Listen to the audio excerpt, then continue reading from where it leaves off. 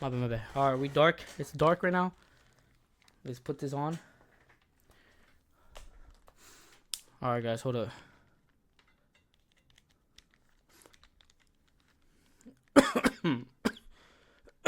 God damn. Alright. Let me put you guys right here so you guys can see me. Alright. Put some volume up. Alright, try. On April 30th, 1985, a 45-year-old truck driver stopped near a vending machine in Fukuyama, Japan. He was exhausted from work and was looking for an energy Subtitles for you guys. Hold up. drink to help him power through the rest of the day. When he approached the vending machine, however, he noticed something surprising. A bottle of Oranaminsi energy drink was already in the pickup tray. Thinking he'd lucked down on a free drink, the truck driver wasted no time chugging it down. What he didn't know was that this would be the last drink he would ever taste. Instead of the refreshing feeling he was looking for, he felt something horribly wrong with his body. A bitter, burning sensation quickly spread throughout his throat, followed by an intense wave of nausea. It wasn't long before he was lying on the road in excruciating pain. Damn. He was rushed to a nearby hospital where doctors discovered a lethal amount of paraquat dichloride in his system. Paraquat is an herbicide that was quite common in Japan at the time. In More Japan, importantly, the it's also safest highly country? toxic to humans. When ingested, it can lead to severe nausea, throat inflammation, internal chemical burns, and eventually death. This is also why it's been banned completely from over 70 countries to date. Unfortunately, despite knowing the reason for his illness, there was nothing the doctors could do to save his life. There's no antidote for the deadly chemical today, let alone back then. So, after hanging on to his life for a month, the truck driver passed away on the 30th of May, 1985.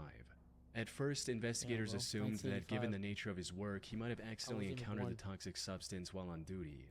However, after reviewing his haul records, they found no trace of this herbicide or anything remotely linked to it. This left them with only one conclusion: the chemical was mixed into the drink he consumed just moments before collapsing in agony. But with no leads or concrete evidence, they couldn't determine whether it was a murder or self-inflicted act, resulting in the case getting shelved for the time being. Now, while this might sound absurd today, you have to understand that paraquat was readily available in the country at the time.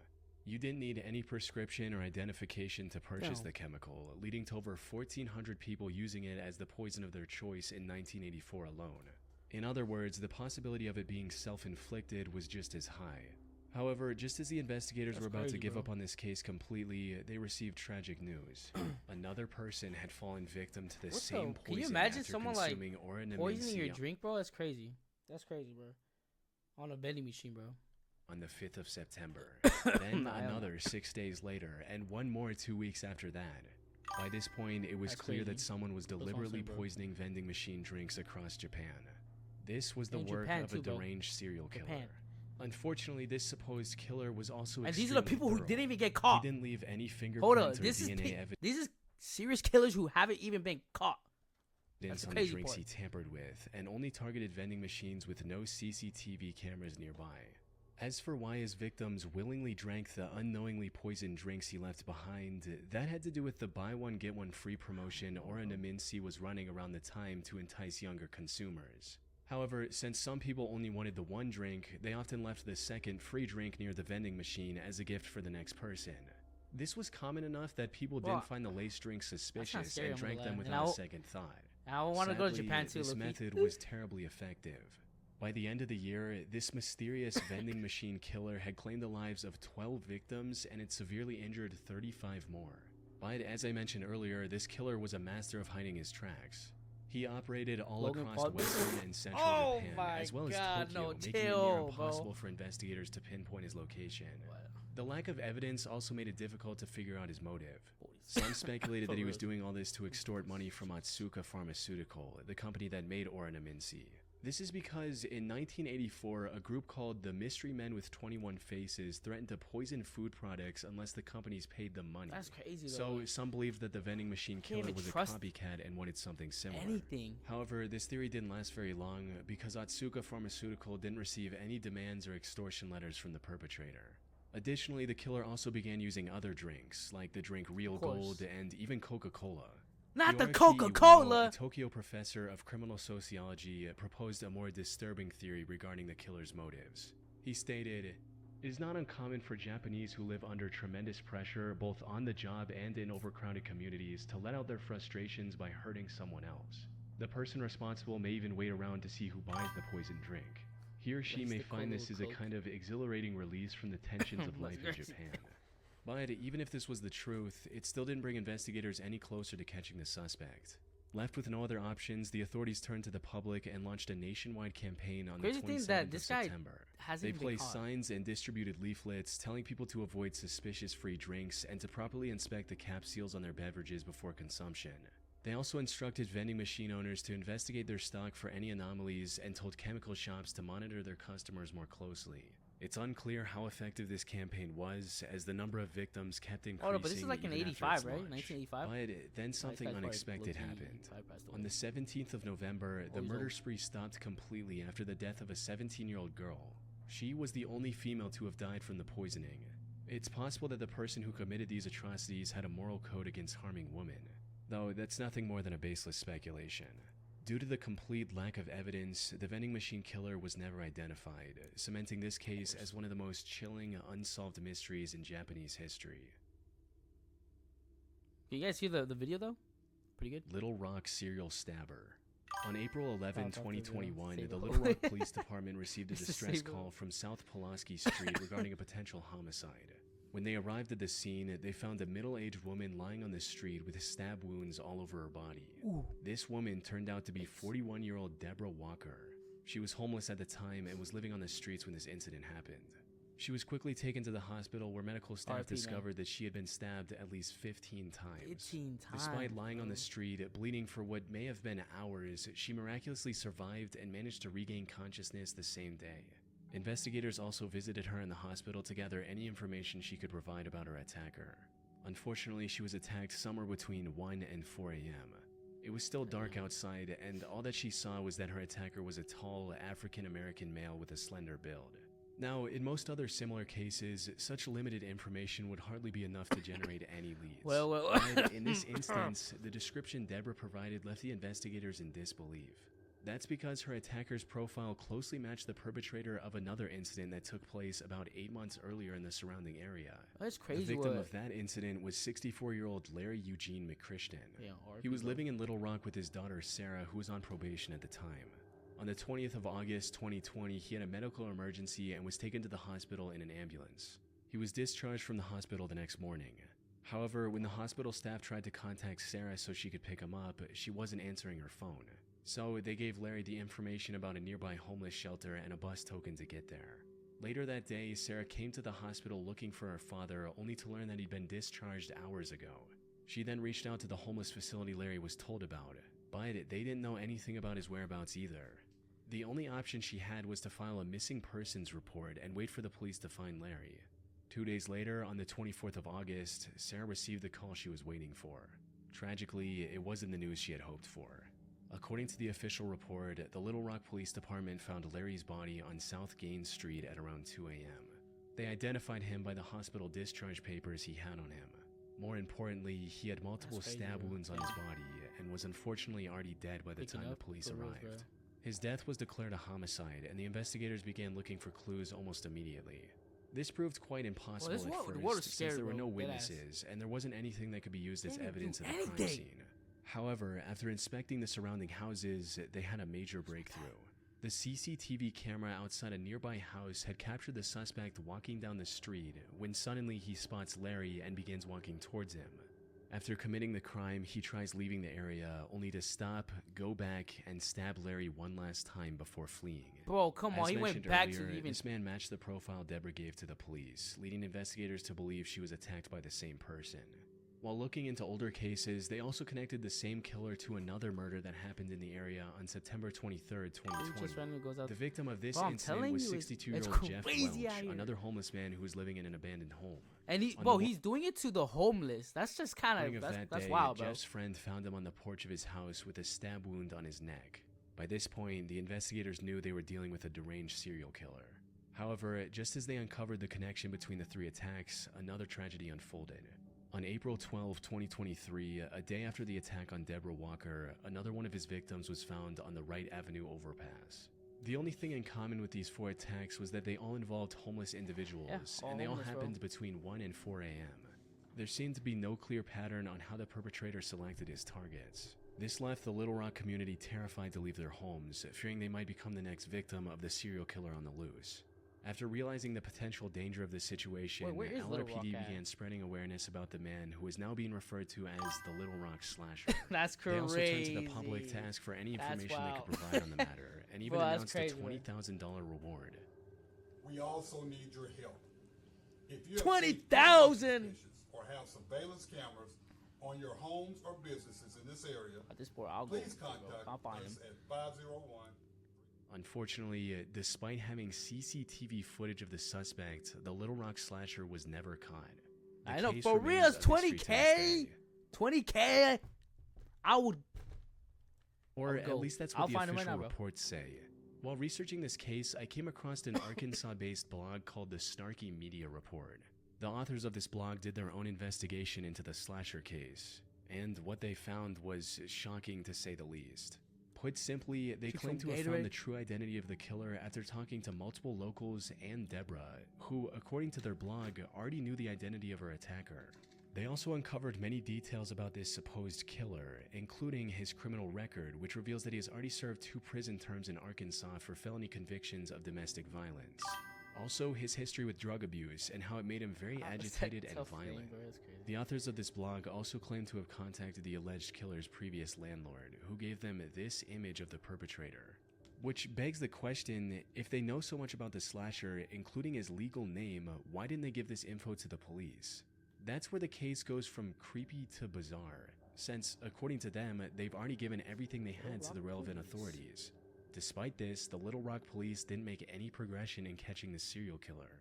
Snarky Media also published a video of the Little Rock mayor and police chief refusing to answer questions about the case.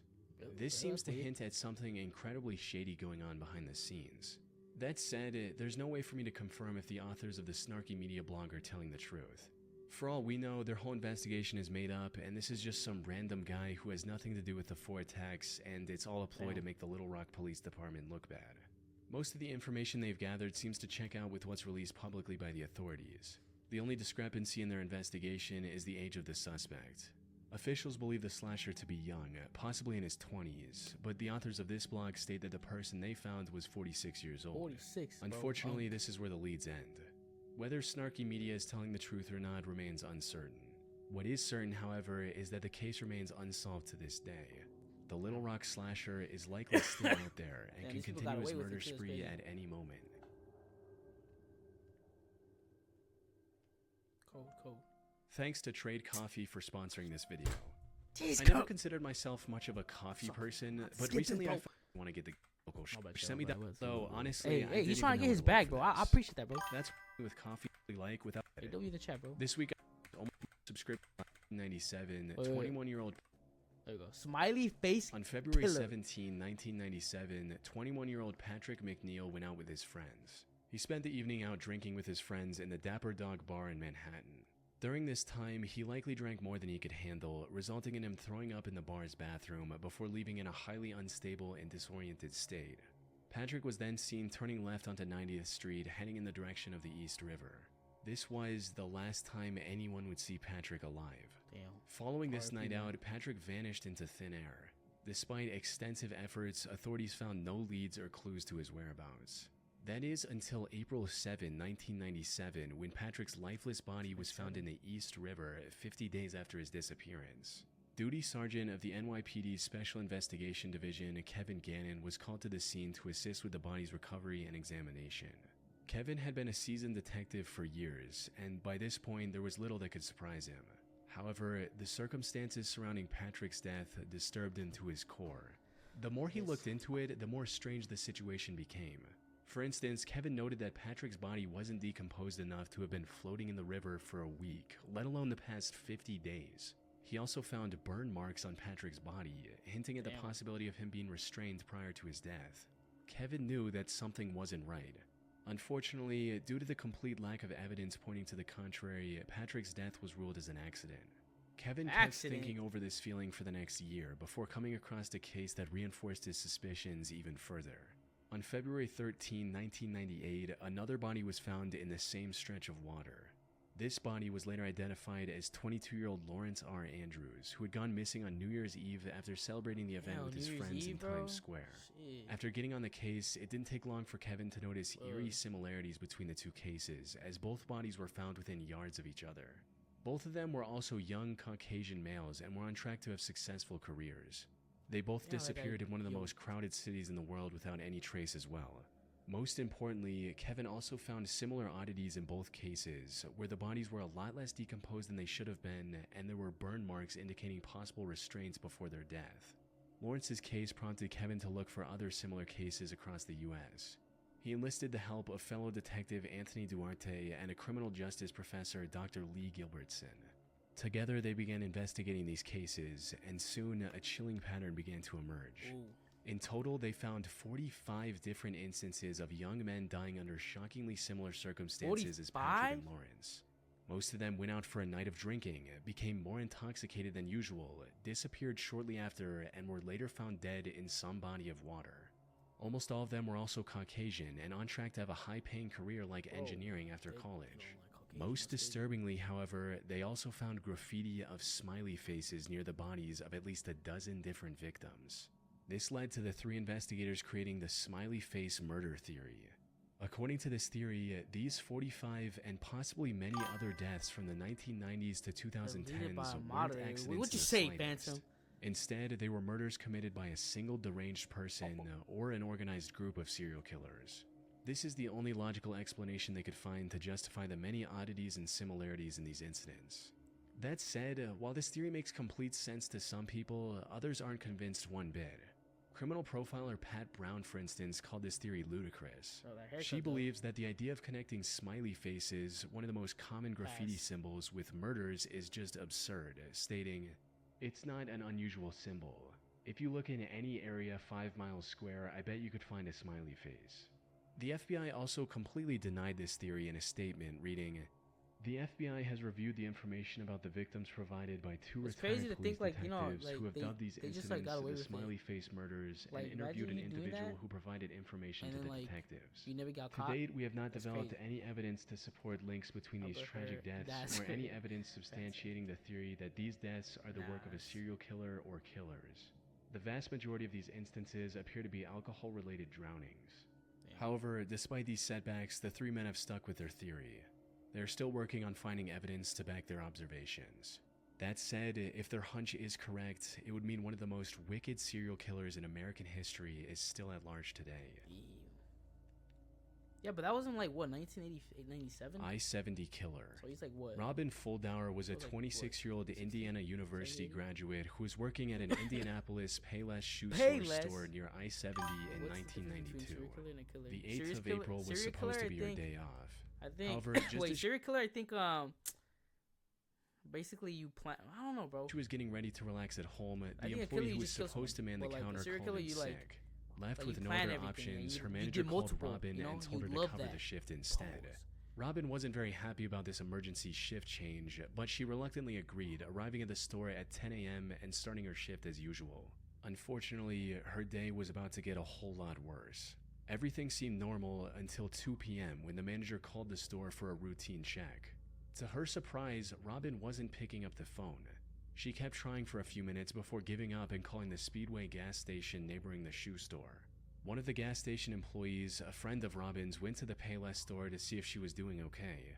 However, what she found inside left her confused. The store was in slight disarray and some of the shoes were missing from the shelves. The cash register was also open and there was no money in it. Most concerning of all, there were no signs of Robin anywhere. Her friend called out Robin's name, hoping she was just in the back and would respond. But when she didn't hear anything from Robin after minutes of standing in the store, she became worried and called the police at around 2:20 p.m. The cops arrived within minutes and began searching the store for clues on Robin's whereabouts. And it wasn't long before they made a devastating discovery. They found Robin lying in the store's back office, covered in blood. It was already too late. During questioning, an employee from the store across the street claimed to have seen a strange man loitering around the shoe store a couple hours earlier. According to this employee, the man sat on the curb for about a half hour, rifling through his bag and staring at the Payless store. They then saw the same man a few minutes later trying to hitch a ride back to Interstate 465, which was about a quarter mile from the store's location. Unfortunately, they were too far away to get a good look at the man's face. Given the money stolen from the register, and without any other leads, investigators filed this as nothing more than a robbery gone wrong. However, they couldn't have been more wrong. Because just 3 days later, something similarly tragic happened to 23-year-old Patricia Smith and 32-year-old Patricia Makers. The two were working at a bridal shop in Wichita along I-70. The incident happened a little past their usual closing time as they were waiting for a customer who had a pickup. When they saw a man approaching the store, they assumed that it was the customer. However, this man drew a gun on the two after entering the store, took them to the back, and executed both with shots to the back of their heads. Damn. As the killer was leaving the store, No he crossed mercy, paths bro. with the actual customer the girls were waiting for. Without hesitation, he aimed his gun at the man and ordered him to head to the back of the store. But the customer defied his command and ran, narrowly escaping with his life. He later helped the police draw a sketch of the killer. Unfortunately, the sketch didn't provide much of a breakthrough. By this point, the authorities were certain they were dealing with a serial killer, but despite their efforts, the killer's spree continued. Long face. By May 7th, he had taken 3 more victims in my small, God, bro. low-traffic stores along the I-70 highway. By the time investigators managed to compile a few more sketches, the I-70 killer stopped his quest and went into hiding. That is until 1993, when he claimed 3 more victims along I-35 in Texas. He tried to hide his identity by changing his weapon, but the investigators were quick to notice the similarities. One of his victims, Vicky Webb, also managed to miraculously survive after getting shot in the neck. Damn. If he were ever caught, Vicky's testimony would have been crucial in bringing him to justice. Though the I-70 killer was never found, and the Bruh. case went cold for nearly 3 decades. However, then, in 2021, investigators released CCTV footage of a murder that happened in 2001. The suspect in this footage looks strikingly similar to the I-70 killer's sketches, potentially giving authorities the lead they need to finally catch him. It's likely only a matter of time before he runs out of places to hide and is captured. But for now, he's still out there, evading police and leaving the case unresolved. We can Damn. only hope he doesn't take any more victims in the meantime. Damn, bro. That's crazy. That's crazy, bro. That's crazy. That's crazy. It's crazy, bro. It's crazy. Damn, bro. See? That's scary, bro. I'm gonna lie, that's scary.